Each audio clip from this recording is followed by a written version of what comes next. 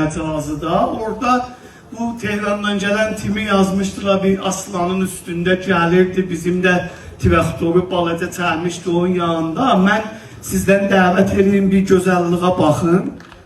Nejat.